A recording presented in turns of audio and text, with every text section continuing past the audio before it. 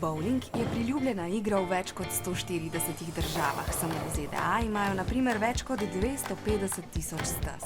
Meni osebno je všeč igrati, zato ker se zabavam, ampak poleg tega mi je pa pač tudi šport, da grem na nek rezultat, recimo. Tamaro je za igro navdušil stric, tudi sam odličen igralec bowlinga, predsednik kluba in zdaj tudi njen trener. Pač trenirati moraš, pa res se moraš odločiti, da greš da boš postal boljši. Vsak ima napake, vsi jih imamo in pač jih popravljaš na vsakem treningu. Pravila pri bowlingu izvirajo iz Amerike in so stara že več kot 120 let. V eni igri je 10 okvirjev. Največje število skupnih točk je 300. Na en okvir lahko mečeš največ dvakrat, razen na koncu igre v 10. okvirju lahko vržeš 3-krat. Ne smeš prestopiti črte, ker potem to pomeni prestop.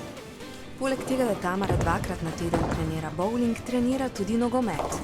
In pri tem pač imamo vaje tudi za moč in vse in v bistvu to mi pomaga pri bowlingu. Tamara pravi, da ji pomaga tudi, da meče s svojimi kroglami. In morda tudi to, da ima svoje čevlje, ki imajo menda malo manj neprijeten vonj kot izposojene.